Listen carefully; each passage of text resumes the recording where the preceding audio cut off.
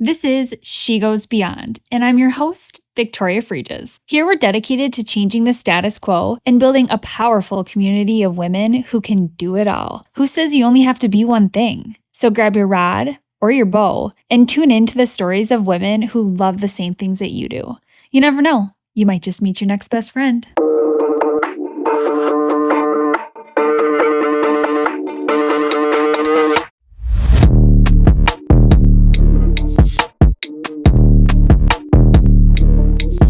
If this podcast is something you listen to weekly or you've loved an episode or two, I would be so grateful if you shared it with a girlfriend, posted it to your socials, or honestly, just head over to Spotify to rate it.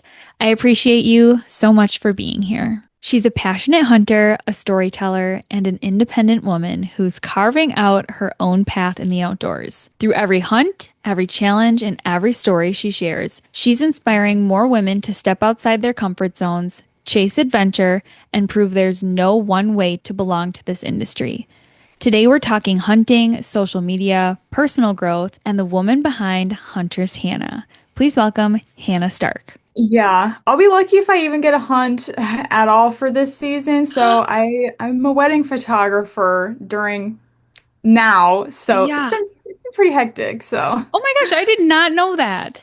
yeah, I typically don't post any of my other stuff outside of hunting or fishing, not on my page, but that's what I Right. do besides this. Okay, so you're a full-time photographer. Oh yeah, How long have you been doing that?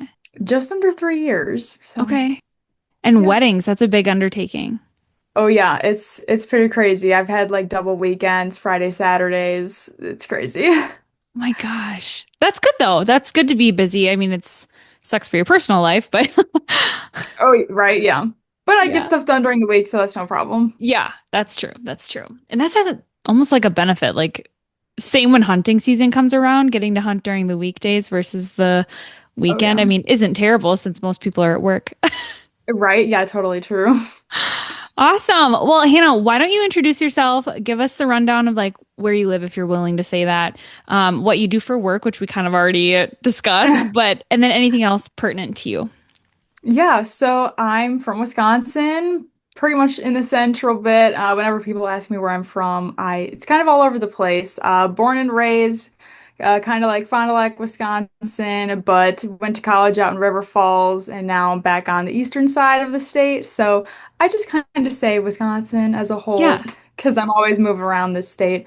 But yeah, I've been hunting ever since I was young. My dad raised me up in it, and that is his whole passion. If Mm, he want to work or even have kids, that's what he would be doing every single day would be hunting. So kind of just raised up in it. So yeah. yeah.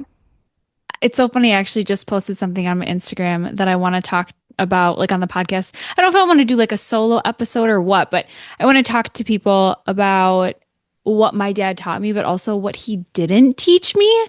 And Mm, since I'm going to be doing that, I kind of want to hear what you have to say. Like, what do you wish okay. your dad would have taught you that he maybe didn't, or that you now know that you're like, oh, that would have been really beneficial in the beginning? Yeah, honestly, he taught me a lot. He taught me everything that I currently know now Yeah. from to, sitting quiet, don't move. Basically, if you're going to move, like mainly just move your eyes, no fast movements, stuff like that. Everything to how to gut a deer, how to clean what you kill, stuff like that. There's not really much he hasn't taught me, honestly. Yeah. Yeah. Honestly, stuff like that. Do you guys hunt private or public land? Mainly private, Okay. but depending on what we're hunting, like turkeys, it's a lot of public just Hmm. because turkeys are kind of dumb where we're at, so Yeah. they're pretty easy to kill anywhere. Yeah. So you're obviously very involved in hunting, and that's kind of like what all my questions are geared towards today. But I also want to talk about like values and your take on the outdoor industry in general. Mm. So I want to start with you kind of telling us how you got into the world of hunting. So yeah, your dad took you hunting, but at what point were you like, yeah, I'm gonna make this like big. I'm gonna, showcase everything on Instagram. I want to take this to the next level. At what point did you figure that out? Yeah, so honestly, I never immediately thought that I wanted to make this a big thing. And personally, I have people that say, "Oh my gosh, you're big or whatever." I don't think I am, and I don't ever even see myself being that huge just because it's never what I intended for myself. I started posting, I think maybe at least over 10 years ago and stuff like that. And it was just to kind of share my stories, share my hunting stuff. Growing up in the schools that I went to a very city type school, not Mhm. country, stuff like that. And I was the only female hunter in that entire school, basically. I was even known as like the class female hick of school. Yeah, stuff like that.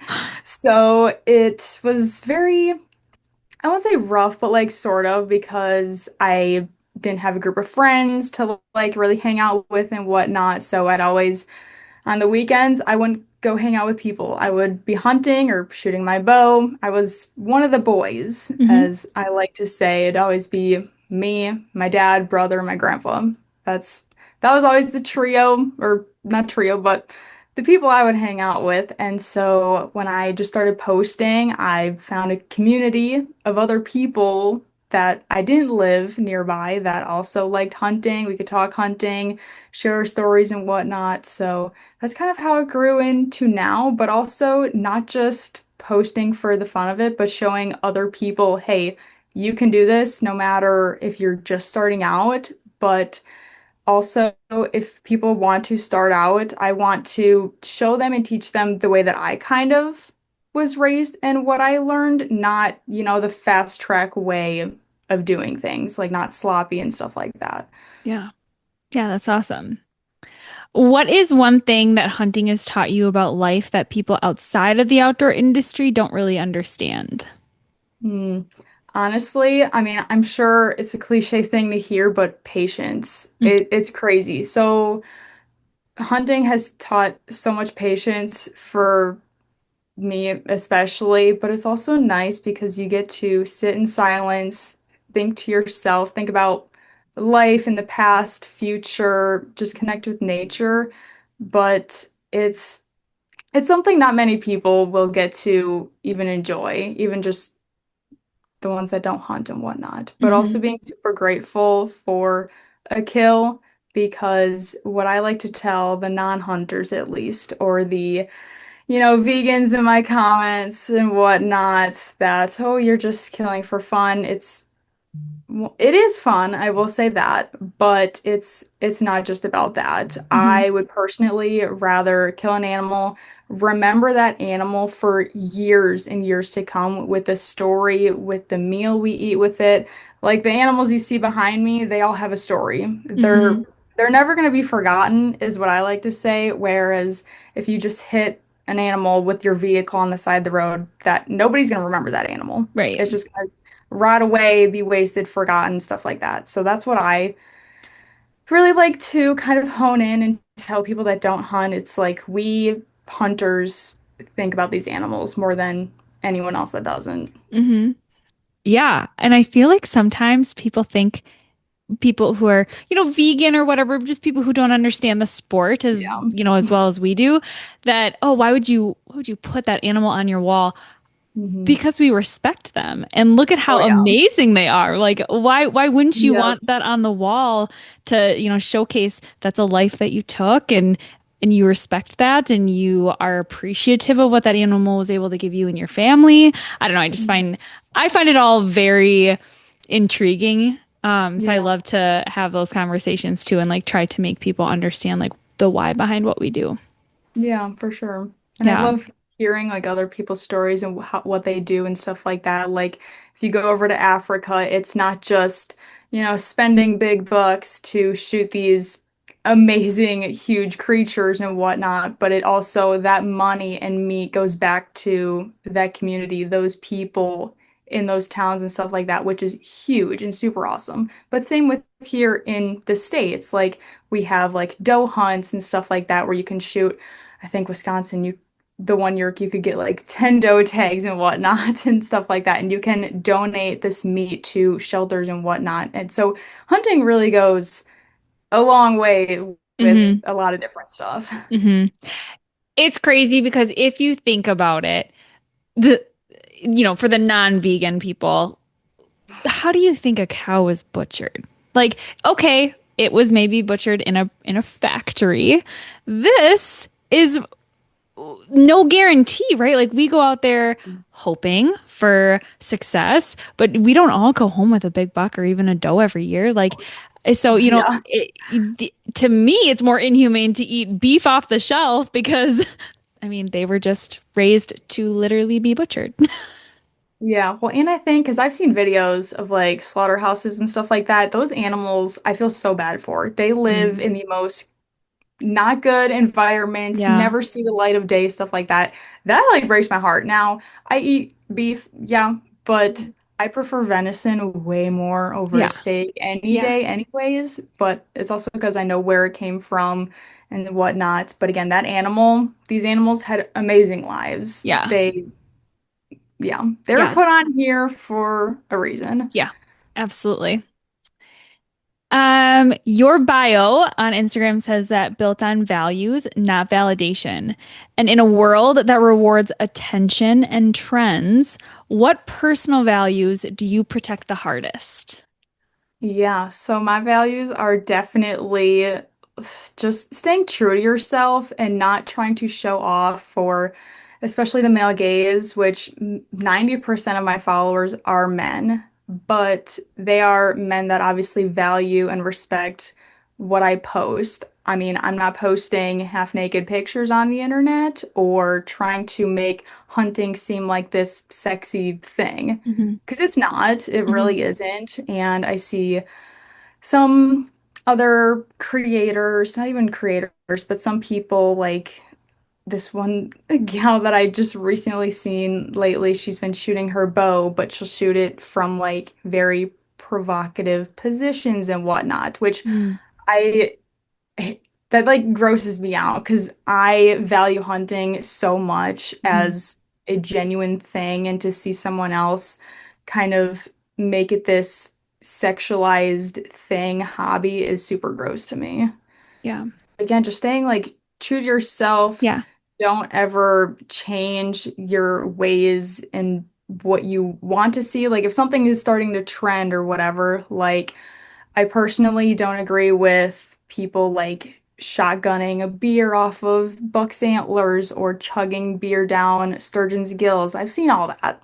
I Hmm. think that's very gross, but also disrespecting the life or animal you just took as Hmm. well. I see some people say it's a tradition or a celebration with the animal. I totally understand that. I'm not raised that way, Hmm. so I just find it different, Hmm. but Yeah. yeah. Yeah, no, I can completely understand where you're coming from. I think as a girl who I also grew up in like a small town, the traditions were very traditional. So Yeah. that is also not something that I really grew up doing necessarily. So Mhm. it's definitely an eye opener to see the different ways that people celebrate or handle their handle it after the kill and Mhm. whatnot. But yeah, to each their own. I think that it's awesome that you are out there doing it the way that you are doing it and showcasing it in a positive light. It's a really touchy subject because we just Mhm. we want it to look like you don't want there to be the segregation, right? Of like men and women. You want it to be we're all Yes. hunters. We all do the Mhm. same thing. We can all shoot our bow. We can all hunt these animals and that's it. Like we don't need Yep. to we don't need to make it I'm a girl so I have to show, this to make Yeah. it big. Why can't we just all be on the same playing field, I guess is what I'm Yeah. trying to say. But Yeah. And I feel like because I don't want to say a lot of women do that. Like I don't see that much of it, which I like, but I do obviously there is the stereotype of men making comments on a lot of women hunters saying like, "Oh, you're wearing makeup in the field." Like mm, even just stuff like that is very kind of annoying because it's like I I rarely wear makeup in the woods. I don't have time, and the deer's not going to care what I look like, yeah, frank, right. quite honest.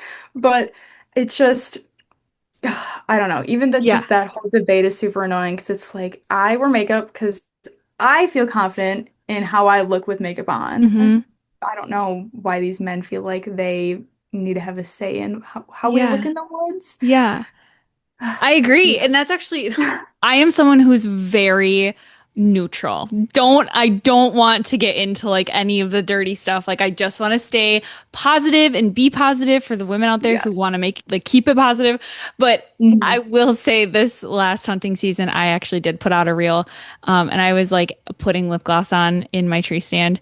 And it was like a situation where I was like, if you're judging this, like this is what I do every Yeah. day. Like I don't need to Yeah. change that just to go sit in the tree stand. I'm gonna wear Mhm. makeup. My hair will Yeah. probably be done. And someone, Brie, who was it? I had someone on the podcast last year and she was saying, she's like, honestly, my hair might be curled in the tree stand, but I probably didn't even do it that day. I probably did it 2 days ago and this is day three Yeah. hair and like Yep. we're just rocking it still because actually day three usually Yes. looks better than it did on day one. Right. So I just I like to call that out and I think that if we just keep being who we are, it's not going to Mhm. matter. We're all going to be able to like band together and like fight through the negative stuff, but yeah, I do think it's so hard because we no matter what you do, you're going to be criticized anyways. Oh yeah, for sure. Yeah. Okay. What do you think women bring to the hunting world that's uniquely valuable? Ooh, that's a good one. What women bring to the table, honestly, is yes, I understand the men, are typically the ones to like bring up their kids and whatnot, as I said, my dad did and whatnot. But someday when I have kids, oh my gosh, I cannot wait to bring up the next hunters, especially if I have a daughter, the next like generation of women into hunting, because I think Hmm. it's a totally different perspective compared to the men. Hmm. Again, just based on stereotypes and whatnot, but also like we can sit all day too as women. It's not that hard. And But this is against no man that has ever taught me anything because I'm very grateful. We have more patience too. yes. Yes, for sure. Yeah. Oh, Even I if, love I that. mean, I don't, I can, I'm very good with like not eating or drinking in this stand, so like I'm clear to sit all day long. Now other people might be kind of rough, but I totally understand. I've had a time or two. Yeah. But like yeah, definitely. Oh, I'll sit out my brother because he's like afraid of the dark sometimes and whatnot. But All him yeah. out. Oh gosh. He probably won't see this, but if he does, whoops. Yeah. No, I completely agree. I outsit my dad sometimes. Now, he's getting older, obviously, so I'll give him Mhm. that. He's shot enough deer in his lifetime. But yeah, no, I can sit all day. But I'm opposite, Hannah. I need snacks or I get hangry. Yes, some snacks. I remember when I was younger sitting with my dad in the stand. So like we'd wake up early in the morning, go sit in the stand, and my stomach would growl so loud. He would look at me and give me this look like, "Shh, like quiet that down. Like you're gonna scare everything." Oh my goodness. Well, you should have brought me snacks, Dad. Right? They'd be probably be gone within 5 minutes. So I know. maybe, yeah. I know I'm the same way. Then when you actually need them, they're not there anymore. Yeah, that's mainly with gun hunting though. Bow season, Yeah. no snacks, no water. Gun hunting, which I kind of have gotten out of more of, but I feel like gun season, that's where you really bring snacks. Yeah. Yeah. Okay, what advice would you give a woman who's interested in hunting but feels intimidating walking into this male-dominated space? Honestly, just do it. Don't put the blinders on, look forward, don't look back, don't listen to anything the guys say, because I promise it's a bunch of crap. Anyways, like I have so many women that I've met even just from doing photography. Like one of my past weddings, I think like 2 weeks ago, as we're talking, they found me because of my hunting stuff, and they also were a hunting couple. So that's how we connected, which I love that. I Hmm. love when I can relate to other people who also do this kind of thing. Yeah. But she had shared with me that she had shot in her first buck with a bow like last year, 2 years ago, and that made my heart so full because I know a lot of women that want to get into it and are scared for I don't really know any like super personal reasons, Hmm. but it's probably just because maybe they weren't raised around it and stuff like that. But there's definitely girls out there that would love to teach people. Like, I would love more friends in my area that like to hunt and whatnot and stuff like that. I even made a huge post on Wisconsin Rut Report looking for friends and girls that hunted or wanting to get into it because where I live in this state is not a huge like hunting space. Hmm. Where I know is like out west and stuff like that. I feel like a lot more hunters, especially women, are out there. So I wanted to post in Wisconsin, just looking for more female friends that also hunt because we can definitely build each other up, hunt together, which I think is always super fun and very beneficial for learning and stuff like that. Oh my gosh, I love that. Ladies, if you're listening, hit Hannah Yeah, up. I check my DMs. She does. She responds. She's great. Yeah, no, that's one of the reasons I started this podcast, Hannah, is because I remember going to um a muskie expo with my husband, and there was, I'm not kidding.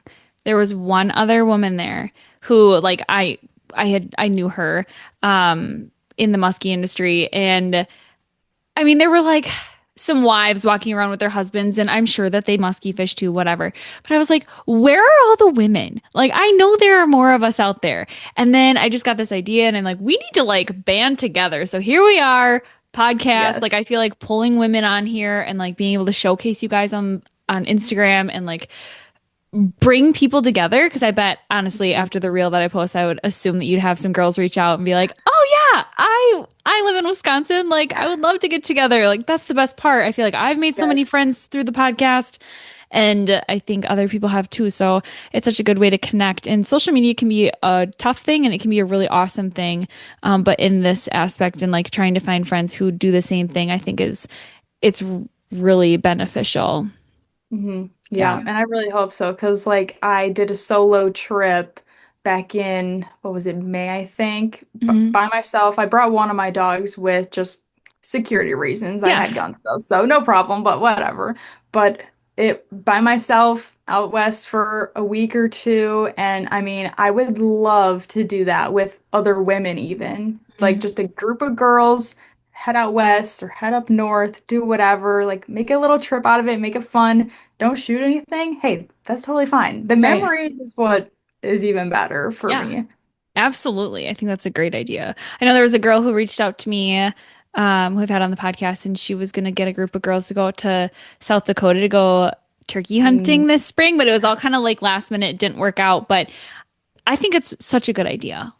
Like you yep. said, like Yeah. there you see so many guys who have like hunting camps and all those things. We need to get the Yes. girls some Yes. hunting camps. Yes. Girl hunt trip. Yes, yes.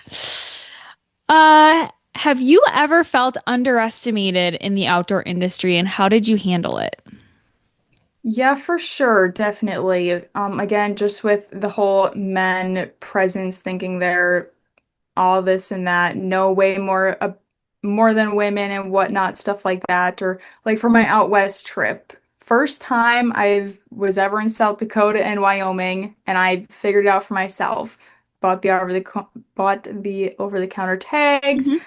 went on Onyx Maps, looked for spots, drove down some pretty sketchy trails, and managed to kill myself a bird. First ever Merriam out west by myself, first time. Again, it's just about how much you want it, honestly, Yeah. and if you're willing to put in the effort and try. Hmm. Okay, what has hunting taught you about patience, which you already said, and discipline in everyday life? How do you bring that into your everyday?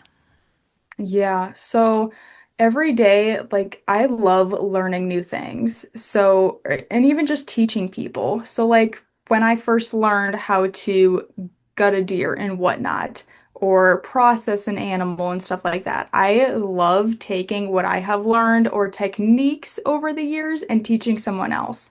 So, like my brother-in-law, he shot his first deer and stuff like that, and he's never done that. His dad, same with my husband, they weren't grown up in a hunting family Hmm. and stuff like that. So having me, who has grown up in a hunting family and has learned other things to kind of teach them how to do stuff or show them how to do things is very rewarding to me Hmm. because that's again teaching someone how to learn this kind of lifestyle, hobby, whatever it would be to them, and just kind of learn new experiences.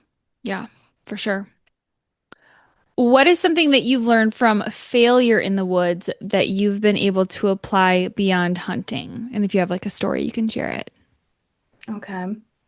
A failure. Um, for sure, definitely patience, but like taking your time for sure. So, like rushing a shot is never a good thing for sure. Again, patience will also tie into this, but if Hmm. you are not 100% sure, do not pull the trigger, do not fire your release, don't just do not, because I will tell you it'll hurt a lot more than if you waited, or even a complete miss is way better than wounding an animal because that's terrible. I don't like any animal suffering. Nice, clean, fast, done. And how that kind of ties in to now is, well, let's say, like, I think it was one of these deer. I think it was this one right behind me. He came in perfect. I think he was about 20 yards with the bow, and I shot him center mass right in the body. I think I just one lunged him, Hmm. and he ended up going 1,000 yards. And we ended up finding him the next morning. But that being said, I could have took that extra breath, waited, made sure my shot was good. And I want to tie this in with non-hunting, as in like driving. If you're in a rush to go somewhere, if you're not watching your surroundings of other people driving, that can really cause a lot of issues because I've been in car accidents before too, Hmm. because I wasn't waiting or take my time and patience. And well, good thing I'm still here, but Yeah. that could have been bad. So Yeah. definitely don't rush things. Take your time. Nothing is ever as big as in your mind thinks it is. If Hmm. you're running late somewhere, I always say it's better late than never showing up at all, is what Yeah. I like to say. Yeah, it's a great life lesson. I feel like you can learn so much in the woods on Hmm. both those things, patience, um, and Not failure and all rushing. those things. Yeah, not rushing. Like that's so Yeah. true. I know I've said this a million times before, but Taylor Drury said to slow the game down, and that forever is going to stick with me. So I even shot I my love buck last that. year, and in my head I said, like slow down, like slow the game down. This is not a rush. If you don't get the shot, you don't get the shot. Maybe you'll get another chance, or maybe it was for the best because there's a bigger deer out there, or like, whatever it may be. But I definitely Hmm. think that that's something that you have to tell yourself is to like slow down or relax. Nothing Yes. is as important as that shot if it's going to be a bad shot. Yep, for sure. And I would even tie that into this year. So I was at Wyoming shooting Merriam's, and first day I was there had, I think, just the one time it came in, and I he was a bit farther than we expected. So had cameras, and normally they're like 10 yards. Like 10 yards from the blind or whatever. So I had the bow.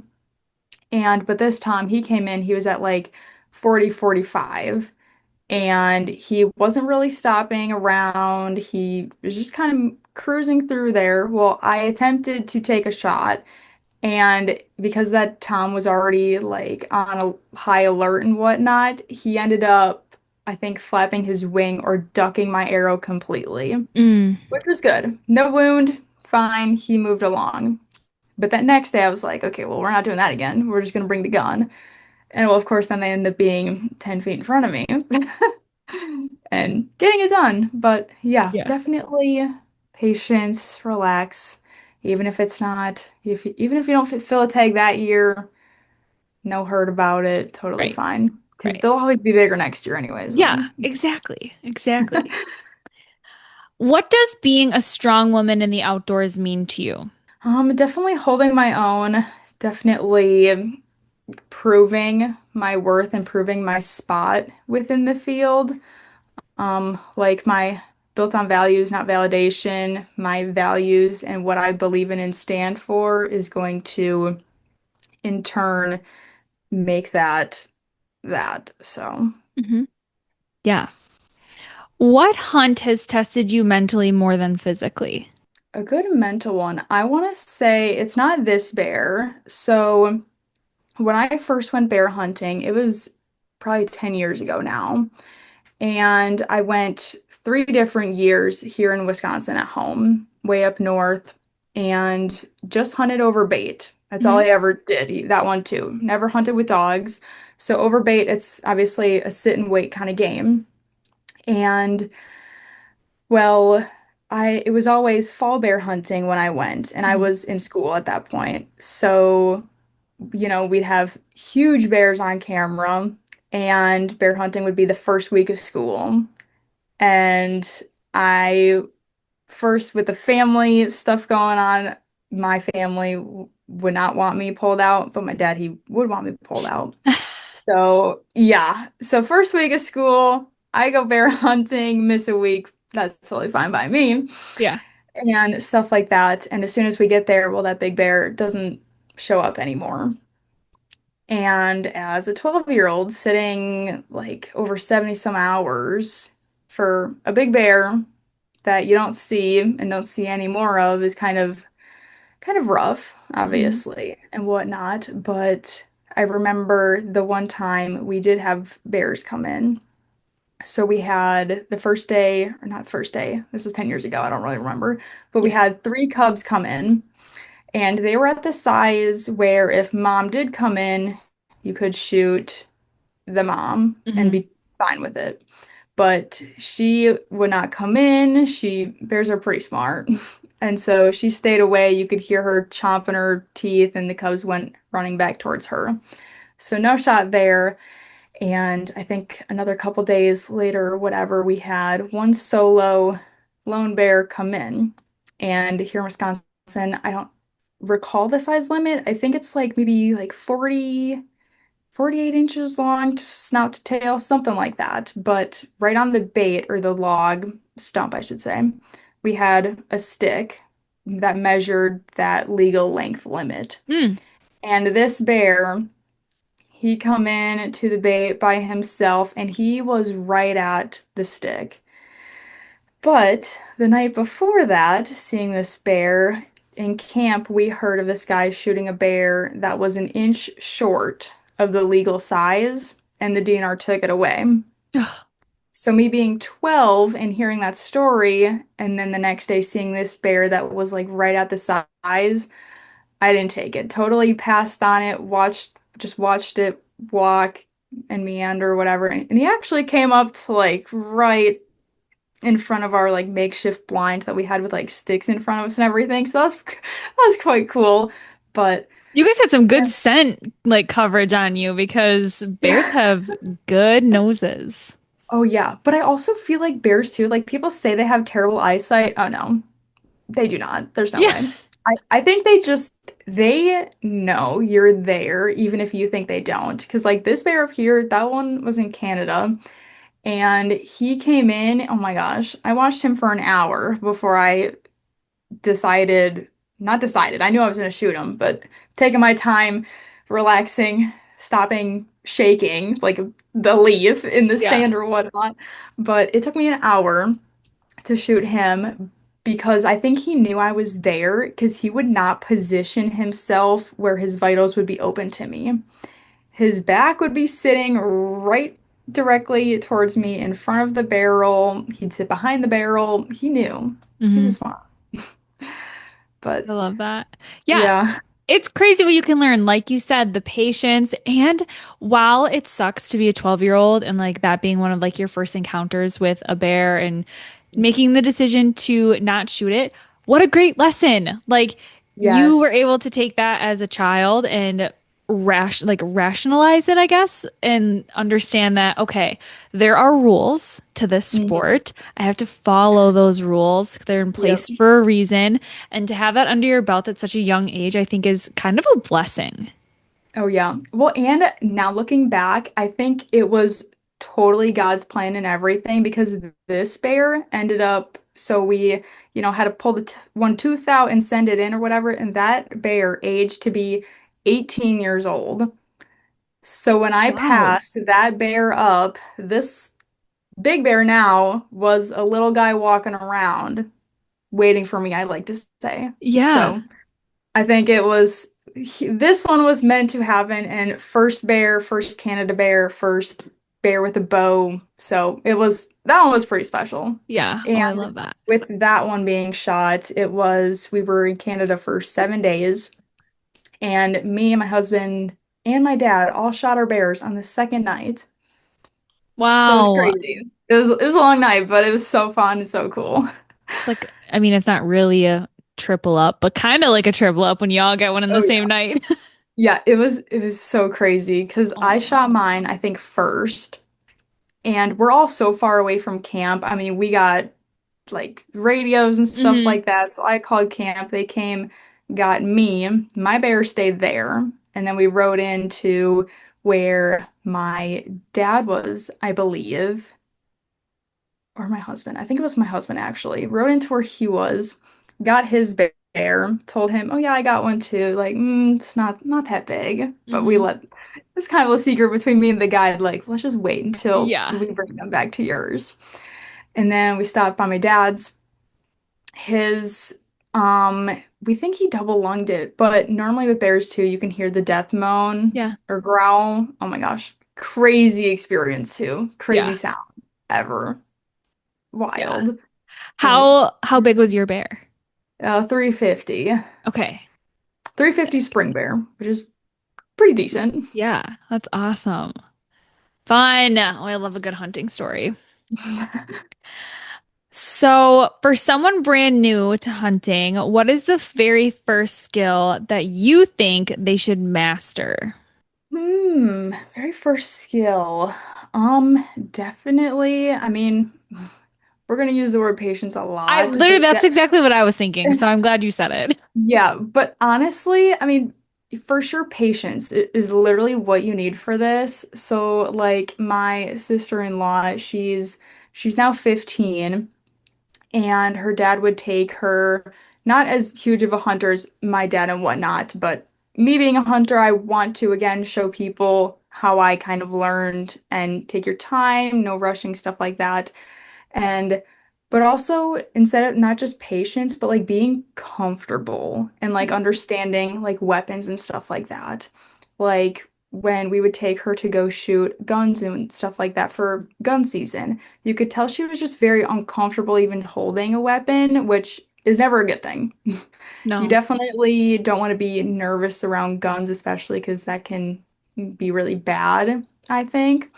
And so I just told her, no ammo in the gun at all. Just you take this, you do the hand motion, just get comfortable with what you're holding, Hmm. but also like learn, to look beyond where you're shooting, whether it's gun, bow, anything, because you never know Hmm. and stuff like that. But yeah, Yeah. patience, chill, and definitely be confident in what you're doing for sure. Yeah, absolutely. How do you prepare mentally for a hunt? Because obviously success is never guaranteed. Hmm. Yeah, definitely just go into any hunt like with an open mind. Sure, like you're not gonna see some things I want to say most days unless you live on like this amazing big preserve with a lot of animals, a lot of game. Chances are you're not really gonna see much for the most part, but even if you do, just take it in as like a learning, observing experience. Watch how the animals move, learn everything from it, which way the wind is going, how the animals move, why the animals are moving that way, stuff like that. And you'll learn a lot even just by watching animals. Like Mhm. bear hunting, for example. Like when I first saw this one coming through the woods in front of me, I mean, we don't have bears down where I'm from in Wisconsin. And so again, a lot of people think too, oh, bears are big, scary animals. They are not. They are gentle, giant, very quiet. Like they are, do not come loud through the woods. But just watching how animals walk and stuff like that, it's crazy because they're just li living among us, minding their own business, Yeah. waiting for us. Right? Um, I also feel like I completely dodged the fact that you did a solo Miriam hunt, and I think we need to like reverse and talk about that because that's a really big deal. So, was that this year? Yes, yep. Okay, give me all the details. How did you prep for that hunt? How did you even know where you were going? Go. Mhm. You tell me everything. Yeah, so I just knew. So I've never really been out west besides I went to Colorado like 3 years ago, just on, it was in August, so kind of like a just sightseeing, hiking kind of trip, and loved it. I knew I've always loved the mountains, Mhm. and that like sealed the deal for me. And so I knew I had to give back eventually, somehow. I don't care what I was doing, and I plan to go Yeah. back actually in next month. So. But yeah, so I started looking at like turkey hunts and whatnot because I know you can get over-the-counter tags and whatnot because I have not put in points and stuff like that. So found over-the-counter tags for South Dakota and Wyoming, and I was looking into Colorado as well, but didn't know how much time I would have. And so pretty much how I started that was I knew I wanted to kind of sightsee on my drive out there, so I stopped at like Mount Rushmore, um, which was pretty cool. Snow, like every day I was out there, Yeah. but that's okay. That's a whole thing. But I pretty much would go on Onyx Maps. It's an awesome, awesome app. So I would look on there, I would find you can turn on a layer that's like 4x4 motorized trail access, Mm. like roads basically off of main roads. And I would use that for all of my like off the roading, dispersed camping type stuff and hunting for like public and stuff like that. So I would pin spots, save the coordinates for later, drop pins like, hey, we'll check out this spot, check here, and stuff like that. And as I got out there, I stopped at all those spots I wanted to hit, called for turkeys, saw if I could see anything, did some sightseeing out there, and ultimately I didn't get one in South Dakota. But when I got to Wyoming, I found this little chunk of public, but I also knew someone that lived out there Mm. who kind of guides Merriam Turkey hunts, who's a family friend, and I reached out to him. I was like, "Hey, I know you got birds, and I'm out here, so kind of worked together." And he ended up Yeah. getting me on a bird, which is super nice. Yeah. And then I went back to South Dakota. Should have had another Merriam there, but having so I brought just the scoot and shoot Uh-huh. Tom decoy, and I don't think those turkeys liked it at all. Oh, really? Oh yeah, I don't think they liked it at all. And I didn't have a blind or anything. It was full on run and gun.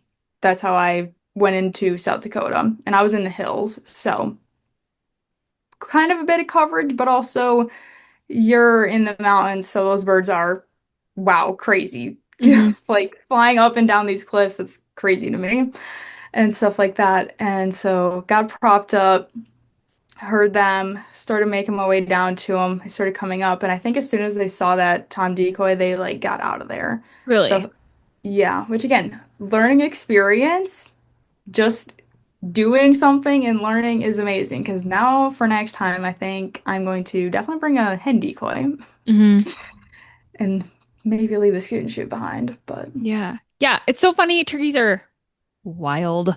They're so crazy. Like, and for each state, I feel like they are so different. they are. It's crazy. Like I was driving, mind you, it was like snowing. I think there was at least like 6 or so inches on the ground at this point, and I'm driving through the hills, and I see toms. They're two of them are strutting on the road, like right in private, and I'm just stopping because I don't have Merriam's in Wisconsin, so I want to just take a look at them, and they're gobbling at my truck, going like crazy, and then I pulled off to the side, looking up the hill onto private, and they're all like way up on top of this like cliff. I'm like, how the heck are those turkeys way up there? Because where I'm from, we just have like small woods, rolling Right. hills, nothing crazy. So Right. Same. those birds are tough for sure. Yeah, for sure. So when you were looking at Onyx, give us Hmm. girls some details. So like what were you, because we know that those turkeys like the mountains and they're up in the mountains, they're Yeah. up in the hills, they're up on those high points. Like what made you decide, oh, this would be a good spot for this, like in South Dakota or Wyoming, whatever makes Yeah. sense. Yeah, so I really, because I've never been out there, I didn't really have any pins in mind. Hmm. So when I looked on the maps and saw the purple like lines for off-roading, basically roads that I found, I dropped a few pins that I thought, maybe it'd be good to like camp overnight there and stuff like that. But it's also in the middle of like it's straight woods out in the Black Hmm. Hills. There's no really open areas and whatnot, but I would kind of look for even like little valleys, little open areas that may be where turkeys are at, because I know here turkeys like to be kind of out in the open Hmm. so they can see a lot. So I would drop a pin, go there, and I would park the truck and just start kind of hiking, just walking down the road even listening for anything. And the first spot I stopped at, I was walking down the road. I'm pretty sure it was in Merriam. I'm pretty sure it was. Or my eyes were playing tricks on me.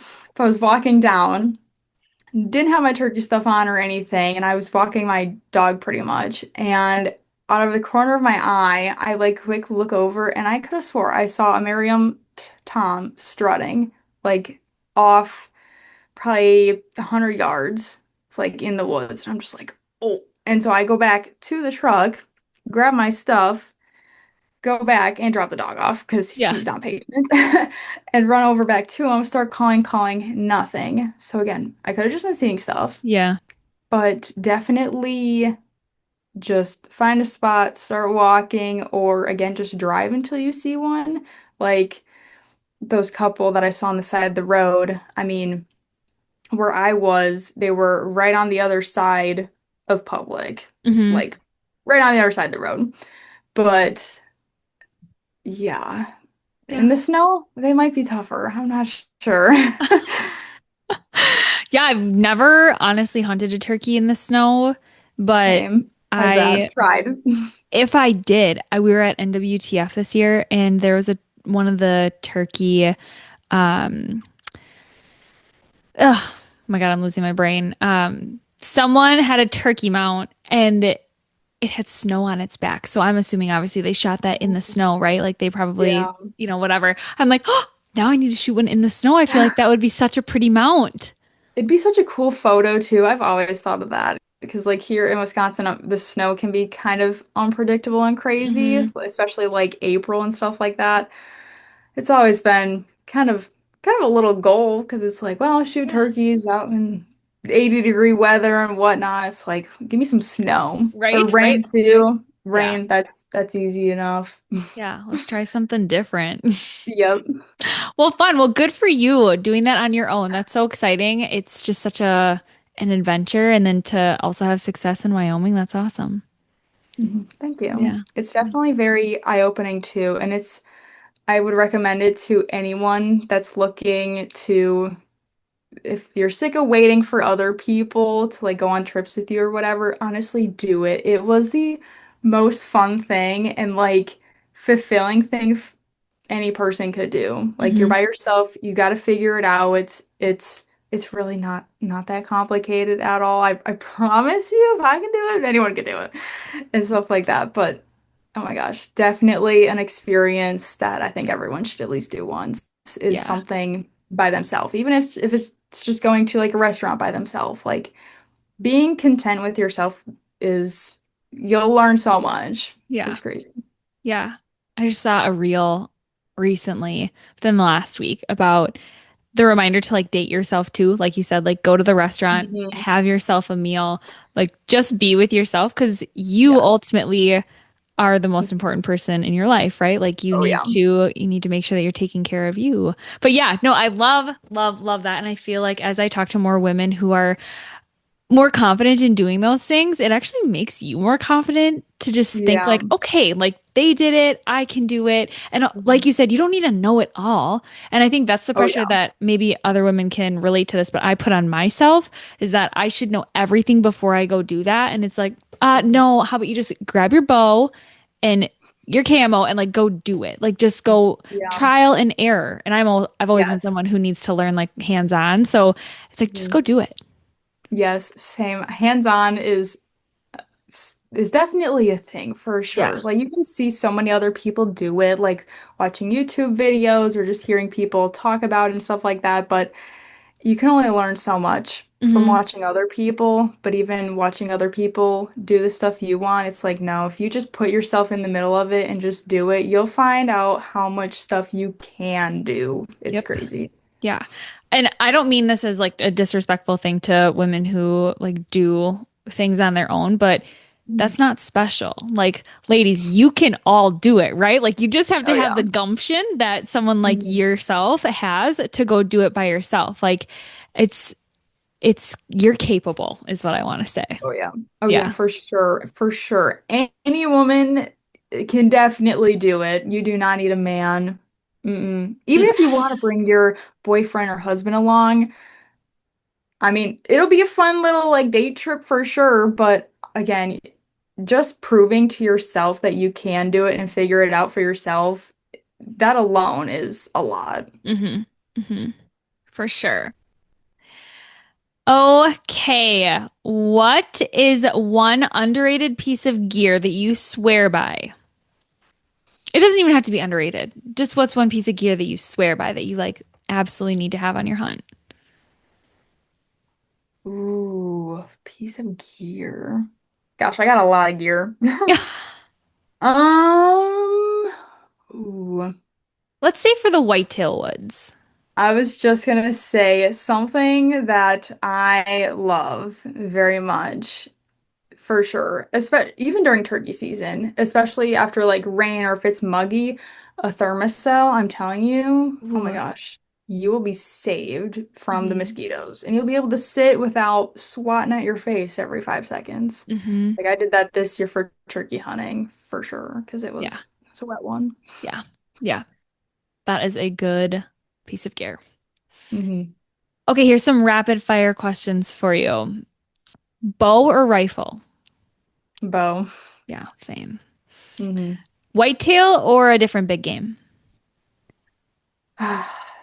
I want to say black bear so Mm. far. Now, I've always wanted to go for like elk and mule deer. Haven't had the opportunity to yet, but I have a feeling I would be obsessed with elk hunting. Yeah. Just watching the videos, seeing the elk bugle in people's faces, that's awesome. Yeah. It's unbelievably awesome. Oh yeah. Sunrise hunt or sunset? Definitely sunrise. Yeah? Oh yeah. I'm a morning person through and through for sure. Especially turkey hunting, waking up early, sitting in the woods, closing your eyes, listening for that first gobble. Oh yeah, that's Hmm. good. Okay, turkey hunting, that's true. I would agree. I would choose a morning hunt. For whitetail, I would for sure choose an evening sit. There's just something about ending your day with like being in your tree stand that I just absolutely love. Yeah, turkey morning, whitetail. I've shot more of my deer at night for sure. Yeah. That one though, right? I don't even remember at this point. I think that one was in the morning Really? though. I think so. Yeah. Not Love all of it. them are in here, so I'm forgetting which ones are Yeah, not. yeah, right. Too many big ones to count. Um, Favorite wild game meat? Ooh, if you've never tried it, fallow deer. Oh, Amazing. It tops regular venison, whitetail all the way. So tender. It's the best. okay, this is a dumb question. Is that the same thing as an axis deer? Pretty close, Okay. but so fallow deer, I don't know if you can see on that one, but the fallow deer have more of the paddle, Okay. where axis deer don't. They're kind of just more like longer tines. Okay. Where did you shoot that deer? That one was in Oklahoma. Oklahoma. Okay. So good. I'm the best meat. that I've tried so far. I'm someone who actually, I know some people don't love venison because it tastes gamey to them. I could eat I've venison and heard that. only venison for the rest of my Yes. life. So No, to know literally. that that is Mhm. like even better, I'm intrigued Yes. If you ever get a chance to try fallow deer, do it. It's so good. But yeah, venison over beef all the way. all Mhm. the way. That's why if I go to a restaurant, I'm so boring. I never order a steak. It's either like chicken tenders or something. But I will never really get a steak from a restaurant. It's just venison all the Yeah, way. yeah, I feel that. What is your dream hunt? Ooh, dream hunt has always been a Yukon moose. Oh, Hmm. mm, Alaskan that is moose. a legit dream hunt. Oh yeah. That's expensive, but Yeah, once in a lifetime. oh yeah. I've heard people do like DIY moose hunts, so I gotta look into that. Hmm. That Your might be a next. little bit, but Yeah, yeah. Okay, now we're getting into more of like the girly questions. So I want to learn more about you as like a girl. okay. So, what is your current favorite obsession? It could be anything like food related, makeup related, whatever. Honestly, I'm probably the least girliest girl ever. Like, yeah, I look like this 24/7. Besides when I go to weddings, then I look a little bit more presentable. Yeah. But current obsession. Honestly, this is kind of like a whole one, but planning like trips, like Mm, planning to go out west hiking, so like camping, that kind of thing. Hiking, camping, group that together. that's a very expensive obsession, Hannah. It is. Oh, I love it. Um, what's your most used emoji? Ooh, that's an interesting one. Let me see because I have no idea. Honestly, probably just the regular smile emoji. I'm a very vanilla person. Yeah, the smiley emoji or the one where the hands are like that. Those are like the two top. Love it. Perfect. Go to road trip snack. Ooh, go to road trip snack. So I'm not a huge snacker on the road unless I need to stay awake. Then I'll eat something. But I love the like sour airhead, like Mm, rainbow snack things. Those are yeah. so good. What is the last thing that you binge watched on TV? Oh gosh, I should know this. Um, binge watch on TV. I don't watch much TV. The thing that I did currently watch, because I've seen a lot of TikToks of it and my family started talking about it, this will be very girly. The Off-Campus series. Yes. Did you watch all of it? Oh, I did twice. Oh, that's how you know it's good, people. She doesn't even watch TV and she watched it twice. I loved it. Twice.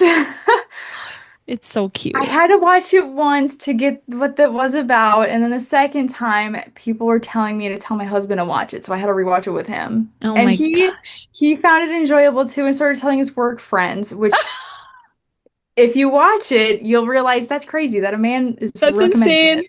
Oh yeah. Yeah. Oh my gosh, I It's love pretty it. funny. It's gotta be, I don't know.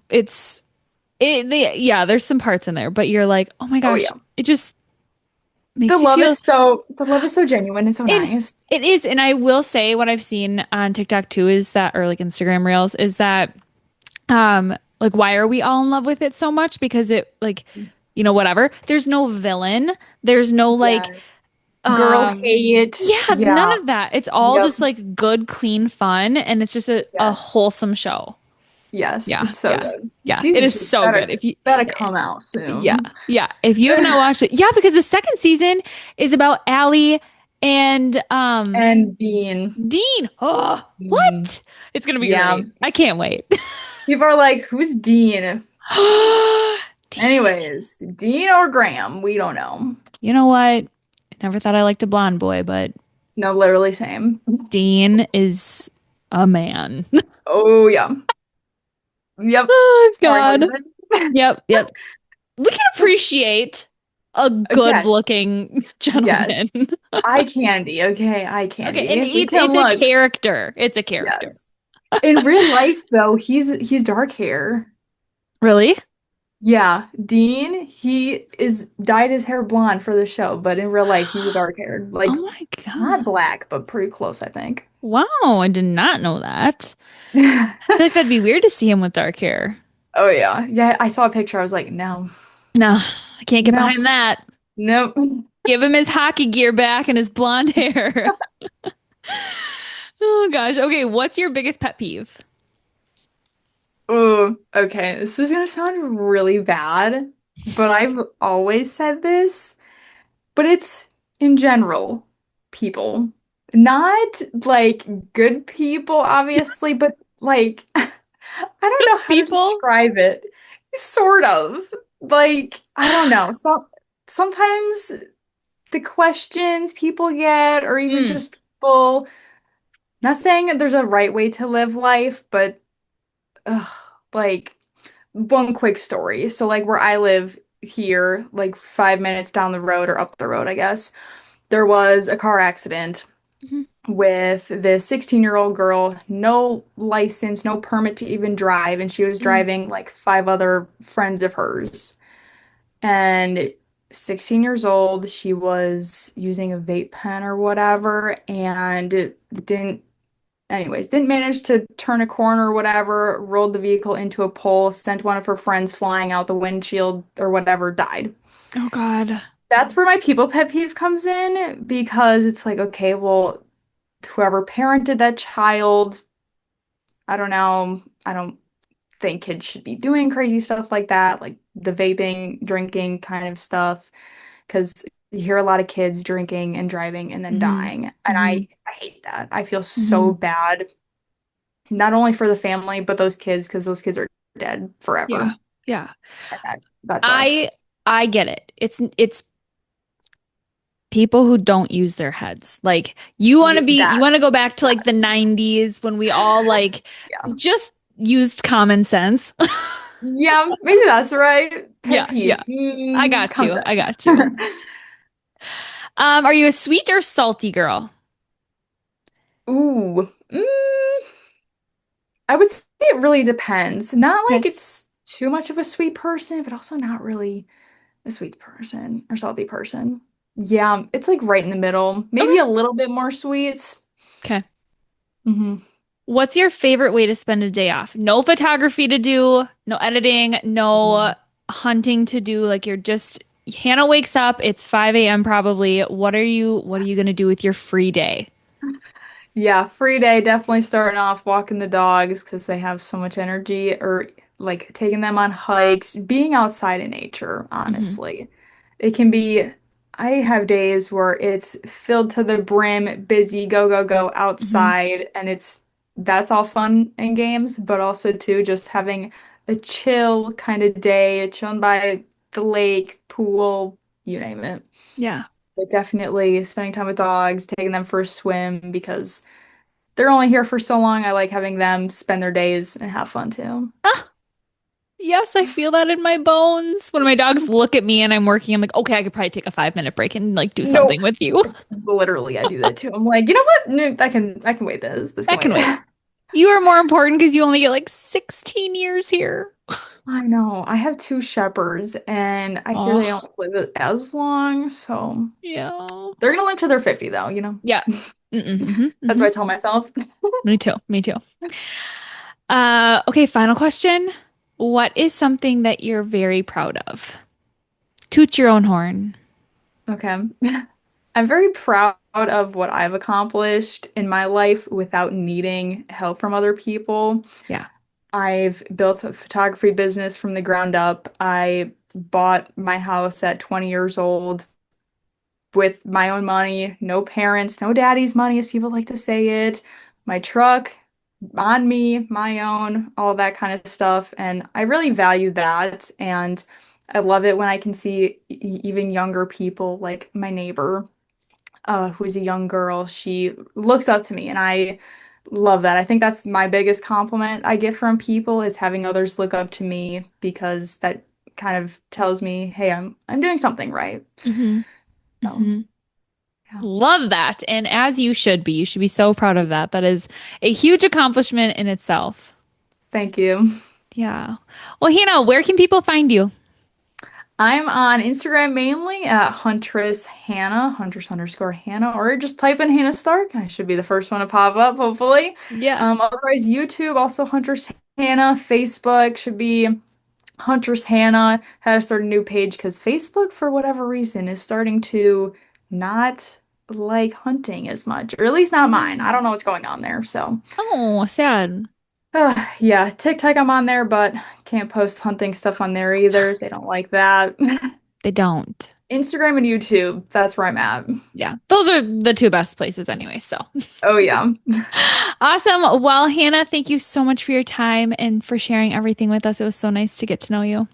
Thank you so much. It was so great meeting you too. Yes. And everyone else, we will catch you next time.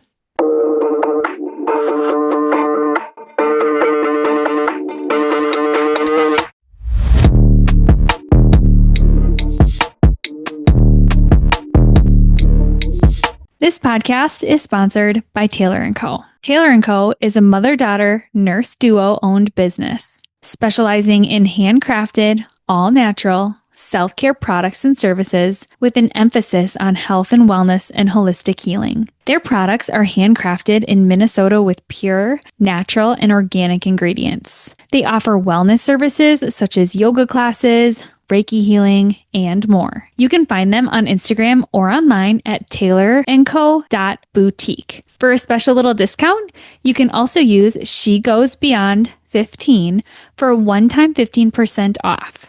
Or all future orders can use Victoria 10 for 10% off.